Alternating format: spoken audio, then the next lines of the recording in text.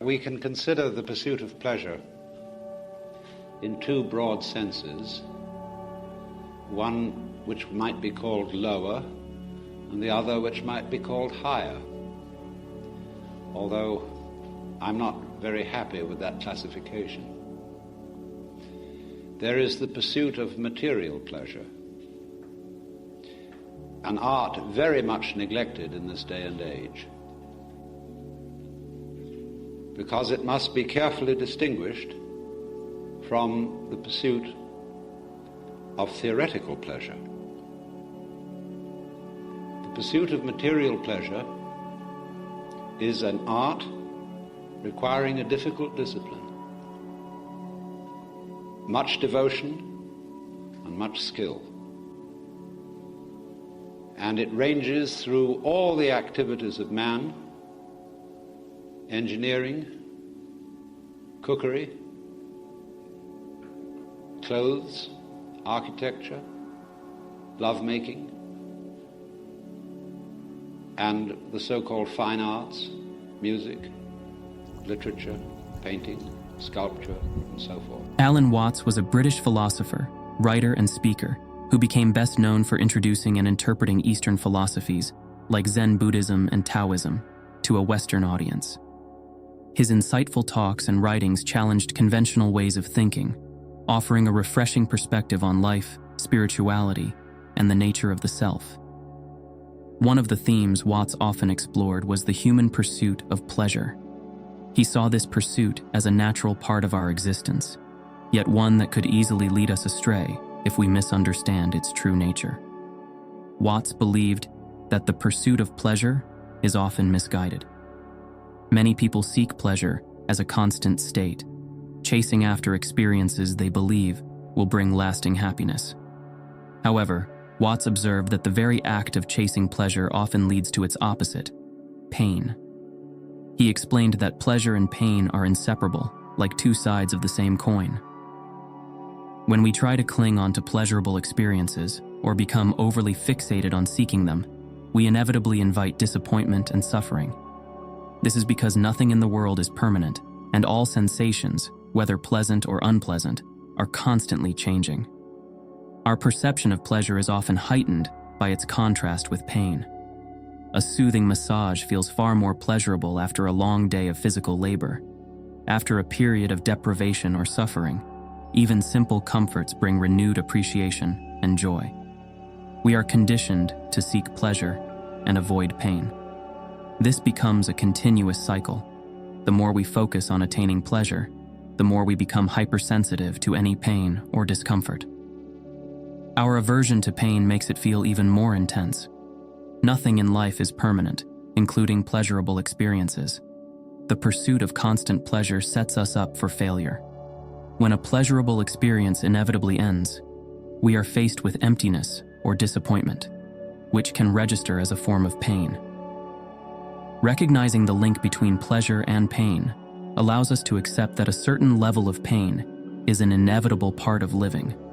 This helps build resilience and allows us to navigate challenges with greater equanimity. Rather than fixating on chasing pleasure or desperately avoiding pain, we can strive for balance. Observing our experiences without judgment helps us realize that both pleasant and unpleasant sensations are fleeting. Knowing that pleasure and pain often arise in tandem helps us savor the good moments more fully while they last. Understanding their transience grants us a deeper appreciation for the joyful parts of life. According to Watts, this misguided pursuit of pleasure stems from a deep-seated desire within us. We crave a sense of completion or fulfillment that we believe will come from attaining specific experiences or possessions. But this desire is insatiable. The moment we achieve one goal, another takes its place. This leaves us on a never-ending treadmill, constantly seeking but never truly finding lasting satisfaction. But we are living in a culture where the pursuit of material pleasure is, as I say, neglected, in pursuit of a symbolic pleasure, which of course, like many religions, has its prayer mat.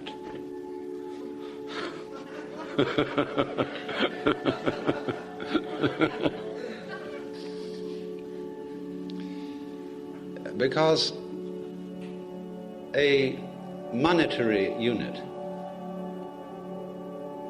is, of course, useful in exactly the same way that inches and hours, days, months, pounds, grams, and other units of measure are useful.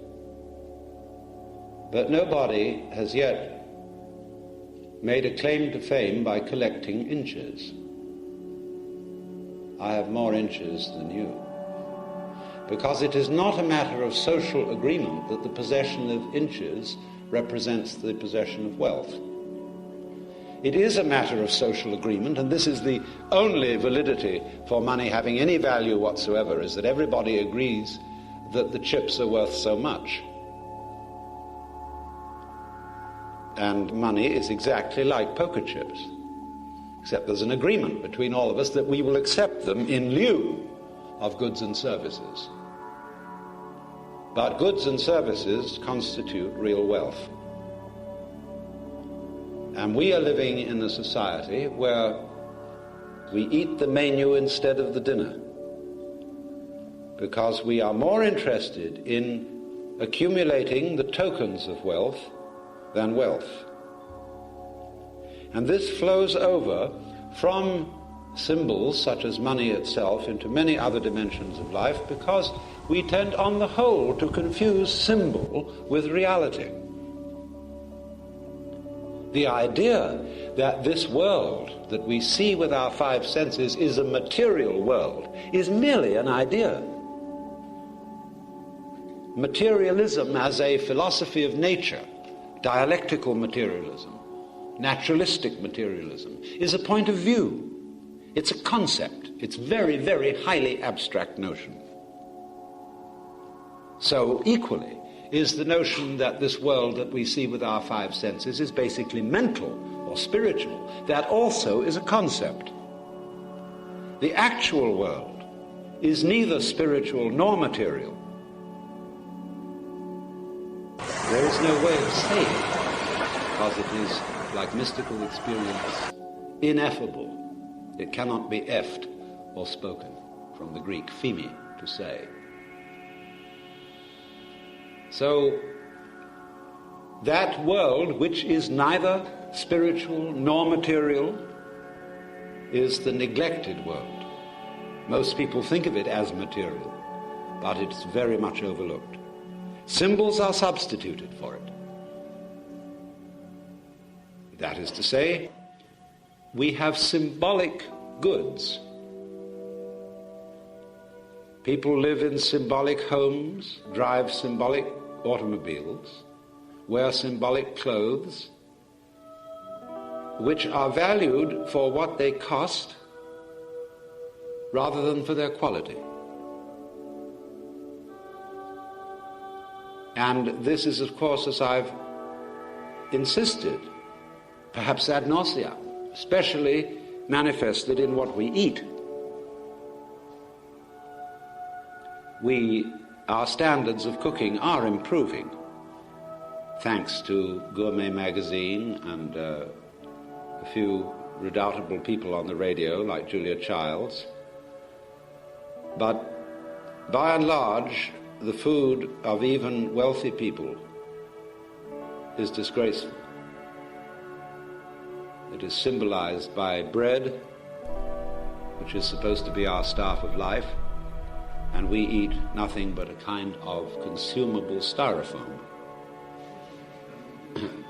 fortified with vitamins. Watts proposed a different approach to pleasure.